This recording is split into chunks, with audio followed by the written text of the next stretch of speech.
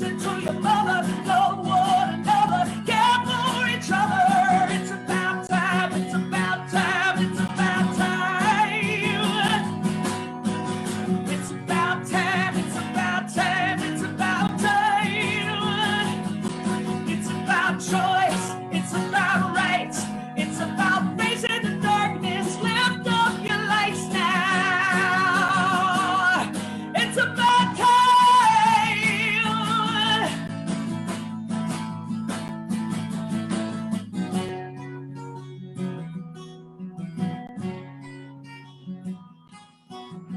It's about time to shift this paradigm. It's about time to shift this paradigm. It's about time to shift this paradigm. It's about time, it's about time, it's about time. It's about time, it's about time, it's about time. It's about choice, it's about rights, it's about facing the darkness. Lift up your lights now. It's about time. It's about time. It's about time. Hey, it's about time. It's about time. It's about time.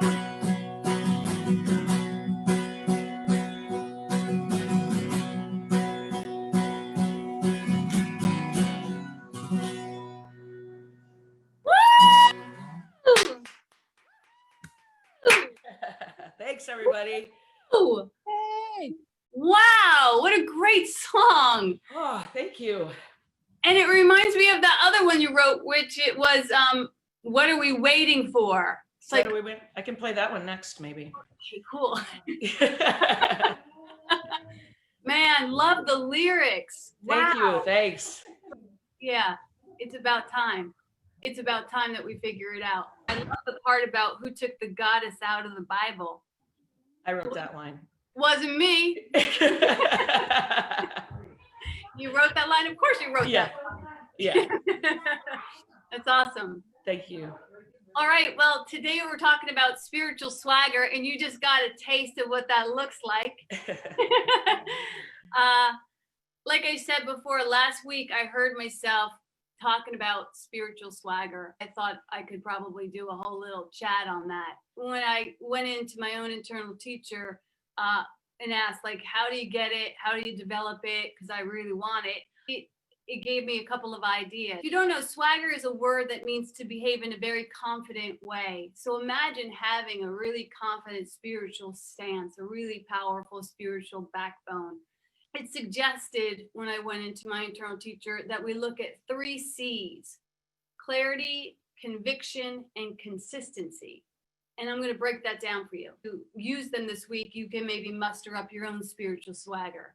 So swagger, through clarity, conviction, and consistency, they all work together. You might not have clarity or conviction or consistency at this point, but don't worry, because these things can be developed. Clarity basically means that you have clarity in your mind, that there's no doubt, that you allow yourself to approach an inner knowing, which is to say that you let go of all that you do not know and all that is not your business. And you get out of your brother's backyard and you give up policing everyone else's behavior. And when you do this, you allow that creative brilliance to come alive in you, and that will illuminate everything, and that will bring you to clarity. So the question is, are you in your own lane, or are you policing someone else's actions? And if so, you're going to want to drop that. Now, right now, your ego, if your ego's strong like mine, you might be thinking about not your own trespasses, but hey, everybody trespasses against me, you know? And so if you're thinking about people trespassing against you, you're going to want to drop that too. Right there, drop that, and drop the need to fix and fixate along with it. Why? Because these thoughts are causing you to be divided, and you cannot be divided and holy at the same time. So you get to choose. Do I want to be divided and confused, or do I want to be holy and clear? And you might say, Maureen, you don't understand. No, this person really needs to be called out and shamed. And I get it. You know, there are terrible, terrible, horrible, horrible, and hideous people who really need to rot in hell. I'm just kidding. I'm just kidding. That was a joke. It was a joke and it's not really funny. You know, there's no real humor in it. But it is to say, you know, how much you want to convince me or you or anyone else of someone else's brokenness. I personally am not going to co-sign that, because that accusation not only takes them down, but takes you down. And as I mentioned last week, I love you and I'm not willing to see you be a bottom feeder.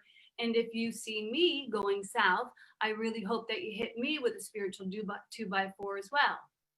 And that's how we can help each other to live on our own spiritual swagger.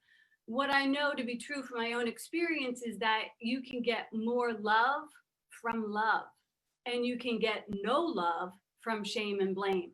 It's just never happened. No love has ever come from shame and blame. No matter how many times you want to go to the shame and blame shop, they never have it there. You can scour all of the aisles and check all the discount bins, but you will come away empty-handed. If you want love, you have to stop shopping at the shame and blame store. Shame and blame is like cleaning your glasses with oil. They never help you to see better. You're allergic to shame and blame. You might not know this because maybe you were like me, where you eat it every single day and you think this is really good. It makes you weak. Shame and blame is your kryptonite. If you want swagger, you're going to need to rise above the war that you've been funding with your own time and energy. You're going to need to rise up from that. You need to allow yourself to love unconditionally, to say to your enemies, I don't care what you do. I know who you are. I won't be fooled by this charade, and I refuse to see you any other way but innocent. Is that possible? Yeah, it is possible, but I should warn you, most people who roll like that end up being murdered. And that's not a joke, that's actually true.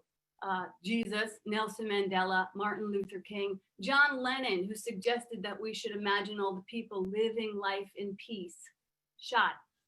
So a minor warning on the unconditional love bottle may cause assassination. Sorry, it's true, sad but true. But this is why you need to develop a spiritual swagger. This is exactly why you need to develop a spiritual swagger. Unconditional love is very dangerous. Unconditional love is threatening to many people. Unconditional love is really scary. But if more people like you and me were actually practicing it instead of talking about it or talking about other people, it would become less scary. It would become more mainstream. And therefore, if there was ever a group of people who were preordained for the experiment of true unconditional love, it would be us. Why not us? You know, Martin Luther King said, I refuse to accept the view that mankind is so tragically bound to the starless midnight of racism and war that the bright daylight of peace and brotherhood can never become a reality. I believe that unarmed truth and unconditional love will have the final word.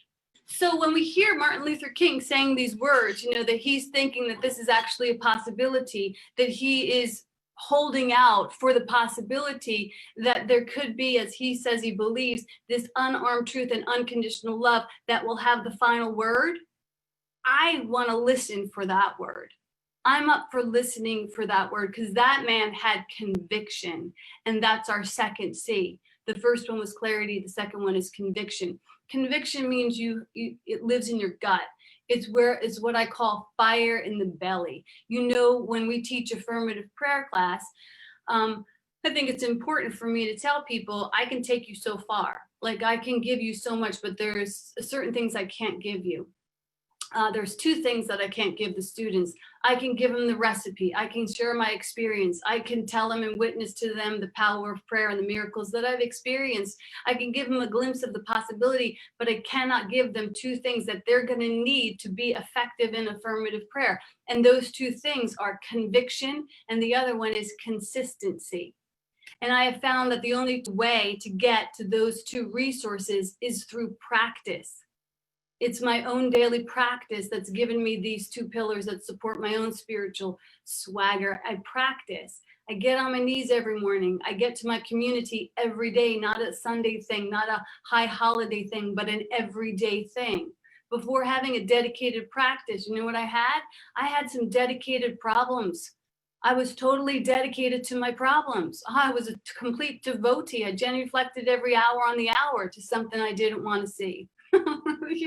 You know how well that works. I don't want that for you because, as I mentioned before, I love you. Now, I know that sometimes when people talk about their practice, it can sound like, you know, a boasting or bragging, or nobody wants to really hear about it. It is a very intimate idea. But let me just be crystal clear with you. My life isn't humming because I'm so good at my practice, because I'm not. My life is humming because God is so great in its provisions. God is so great in its provisions. I set aside my time for God, and God provides me and my family. That's the math. And like math, it doesn't have any loopholes or exceptions. So this can work just as easily for you. This I cannot give you. You got to bring your own knees to the floor, your ass to the yoga mat, or your breath to the meditation.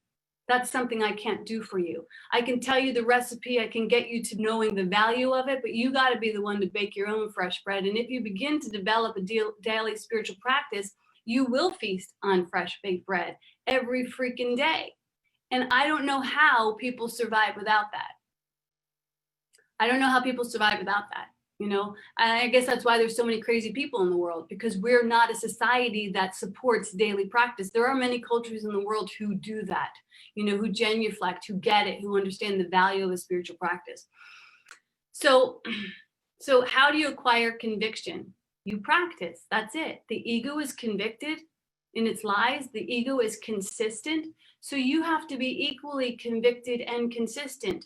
You don't have to be. You get to be if you want to have a slice of spiritual swagger for yourself. So the last C is consistency. And let me just confess that in my own life, these were not natural resources for me. I had no clarity. Confusion was like ketchup. I poured it on everything. I was confused about everything, you know? And if I didn't have clarity, there's no way I could have conviction, because how can you be convicted when you're riding a fence? There's no way you can have conviction if you don't have clarity. And if I didn't have clarity and conviction, then I was never going to be consistent. That would be a long lost stream. So you might want to take these suggestions in the order that they were delivered. Once you have clarity, meaning all I want is God, all I want is peace, you move into conviction and you end up being very consistent. And by consistent, what I mean is, of course, A Miracles says that honesty is consistent. It means that your thoughts, your mouth, your heart, your gut are all in alignment. You're not out of consistent with your truth. And also you're consistent with where you are in relationship to the world, meaning you show up everywhere to all people exactly the same way. You don't put on airs. You don't think somebody's better or less than you. You approach all encounters with the smile of a conqueror and the joyful expectancy of knowing your good is at hand and all things are for you. I remember when I first heard from Reverend Beckwith at Agape that all things were for me. I was deeply rooted in my own victimhood at the time. And I was like, all things are for me? Like, what is this promise that I've never heard? And how come I'm not living there? So yes, all things are for you. Is that possible, you know, to live like that?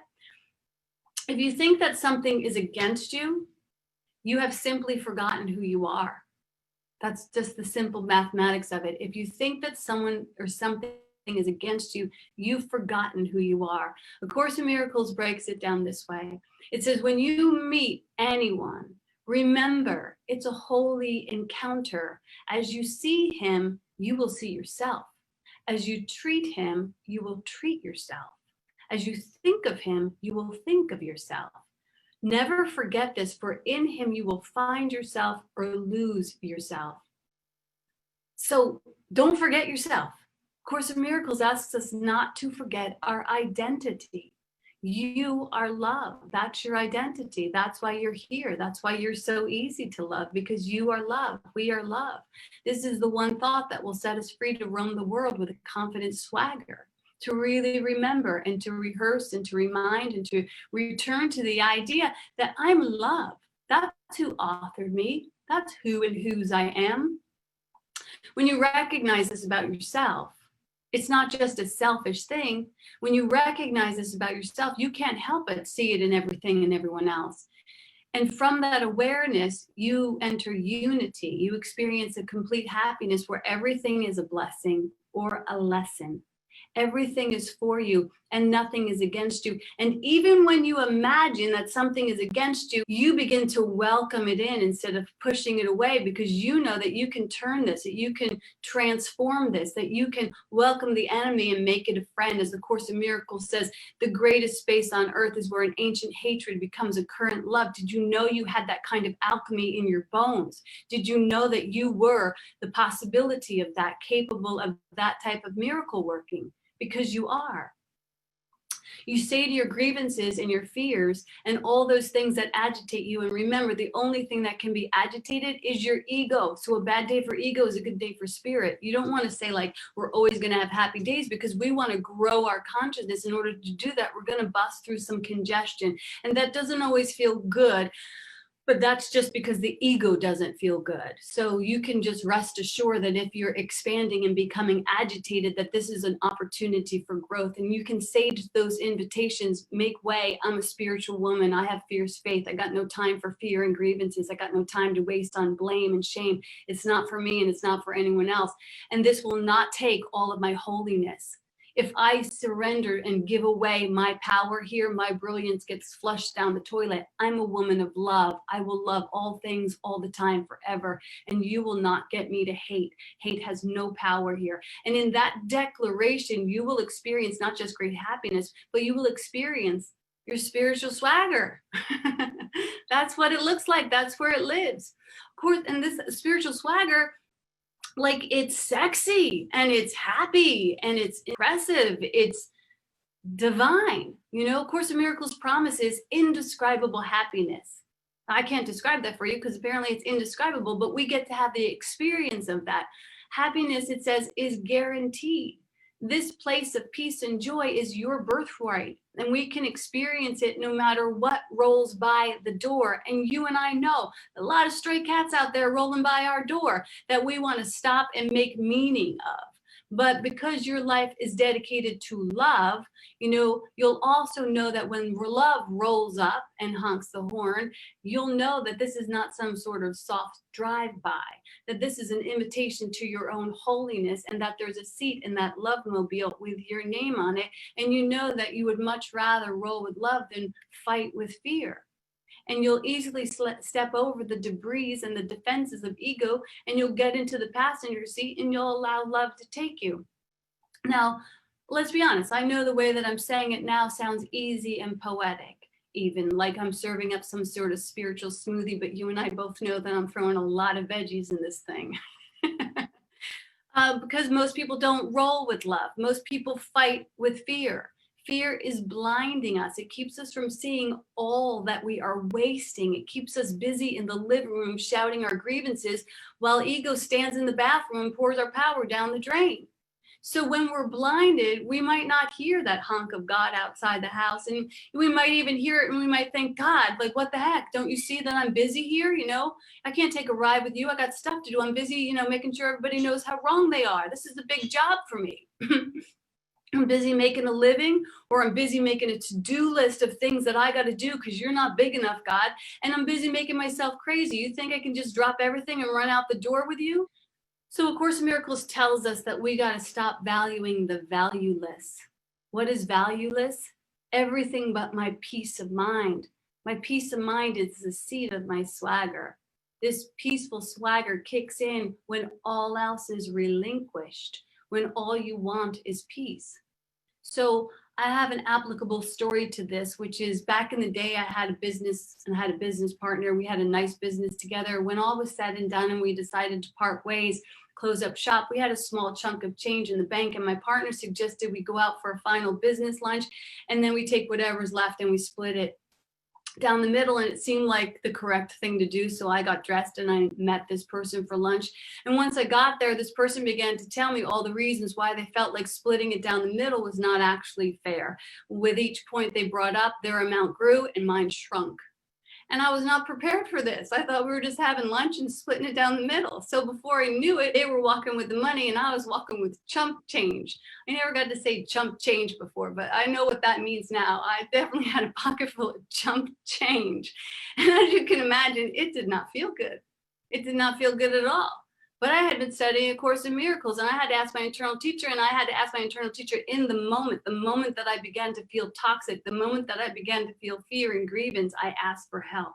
You don't need to do anything to do that. You don't need to go to the bathroom. You don't need to excuse yourself. You can just sit in that moment and just really internally and just say, what's mine to do? The next thing I know, I hear the words coming out of my mouth, I trust you. I trust you came out of my mouth to this person. I said it to them as they were cooking the books and working the numbers in their favor. And when I got home, I said to the Holy Spirit, because I was pissed, I was like, why did you have me say, I trust you? I don't trust them. My internal teacher said, there's no them. You were talking to me. Do you trust me? My internal teacher pulled a Robert De Niro on me. It's like, are you talking to me? Are you talking to me? You must be talking to me because there's nobody else in here. I said, yes, I trust you. Yes, I trust you. But you see, at that time, I was not really at that time trusting God with my money. That's the truth. I was praying to God and then doing my finances on the side with the math of man. I was in an interesting classroom of trust. And this is what happens when you, as you work these spiritual principles, and you say, my needs are fulfilled by God and I do not want for a single thing, then, classrooms still arrive. When my brother needs to cook the books in his favor, this is because he believes that he does not have. Do I judge him for his blind spots? No. He is actually my teacher. He's showing me something about myself. And he's a really good teacher for where I still believe in scarcity and lack. He brought me back to God, and I got to see that the world is a shifty place, but God is my consistency. God is my constant. What a priceless lesson that was for me. The amount we were splitting was a few $1,000s. I would have paid 5 times that to get the lesson and the awareness that God is my supply one more time. You say, God, I want spiritual swagger, and God gives you a teacher who you want to murder. Okay, that's what it looks like. But this is the only way for you to see your blind spots. And in this experience, I thought my money was an outside gig, but there's no exceptions. God is my source of everything. God is your source of everything. So we say, God, I got a need that needs to be fulfilled. And God says, I can handle that, but you need to leave your hands empty. And if you do, God will take that perceived need, erase it, and place in your hands an established purpose, a purpose. I'm going to repeat that in case you're trying not to hear it. God will take the need and erase it, and in its place will establish your purpose. We think that our purpose can be found in a book or found in some sort of program, but our purpose is found in our wounds, where we believe we have a need. That's what we came to slay. Can you imagine the difference then in living in need and want and lack and limitation and living on purpose? So don't murder your brothers, murder your needs. Say, the Lord is my shepherd, my source, my supply, and I shall not want for a single thing. And say it with swagger.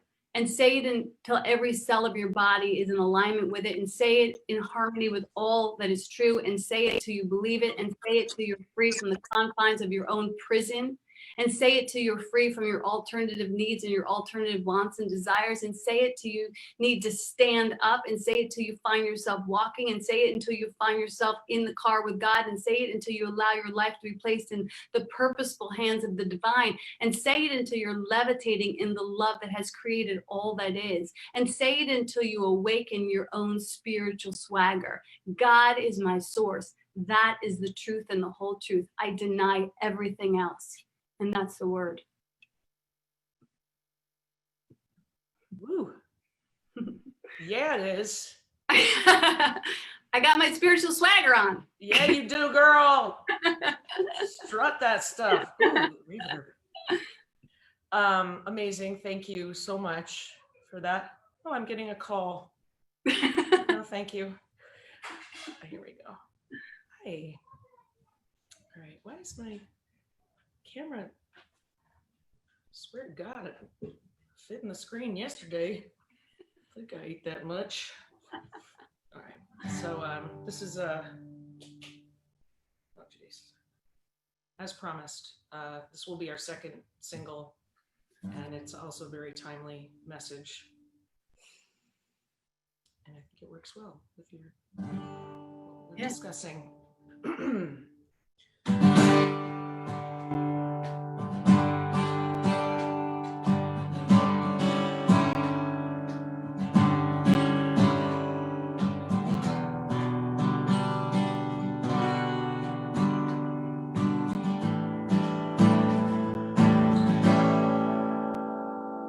As the cosmic clock gears unwind and the solar storms blast through time like sand carving out the desert landscape. It's changing, rearranging, it's shifting its shape. From creation, destruction must always begin to tear away, wear away, become new again. And for all of the eons of stardust shine, we're still standing at the starting line.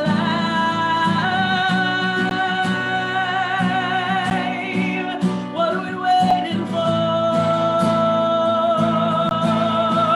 What are we waiting for? What are we waiting for? What are we waiting for?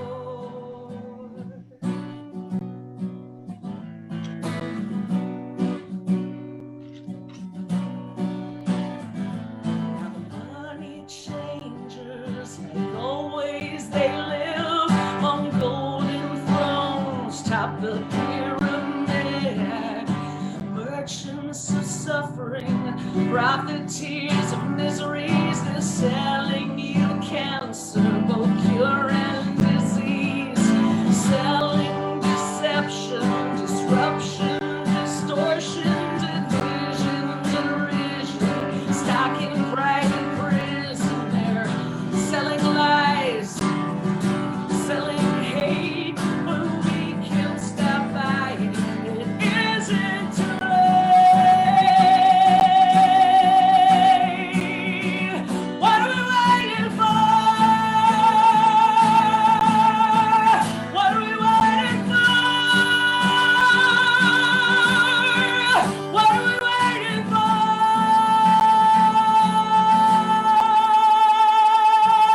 We can do better. Yes, let's get together. Yes, we can do better. We all can be together.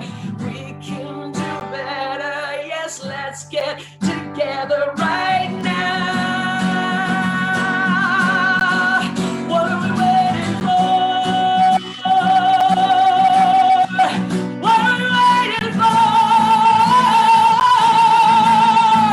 What are we waiting for? What are we waiting for? What are we waiting for?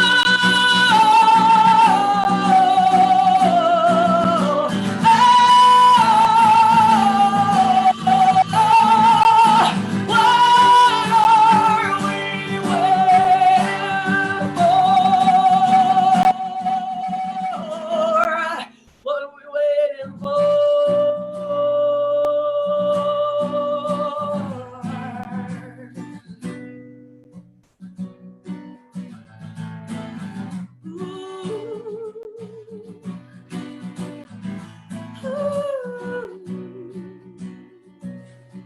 What are we waiting for?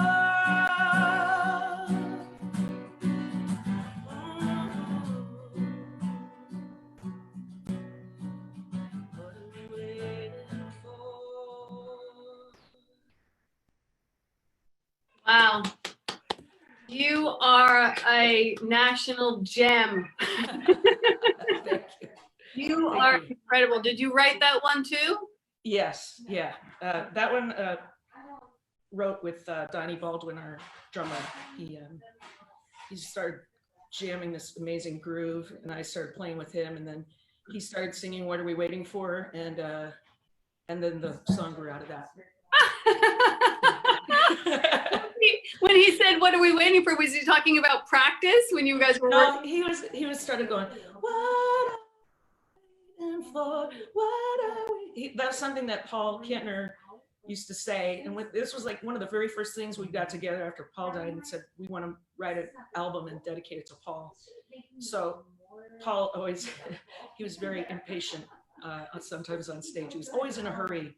I don't know where he wanted to go, but wherever he was, he wanted to get to the next thing. And so it's like there's a long space between songs, and he'd turn around to Donnie and go, "What are we waiting for? You know, charge, onward." He was always like, gotta get, I don't know where he was going, man, but I guess he's there now. That was the inspiration for that, for What Are We Waiting For? We were channeling Paul, but then when I sat down and wrote the story of the lyrics, I was definitely thinking of Paul too, and you know, starting with a universal, like a big broad picture, and then you know, honing in on it today, what's happening right now, and it's been happening forever. Yeah. And we're still here. And you know, things are shifting, and sometimes there's a little labor pain, and it feels like we've been in labor for a long ass time. But we're not giving up to the baby's birth and the new consciousness arrives. At least I know we're not. Amen. Hey.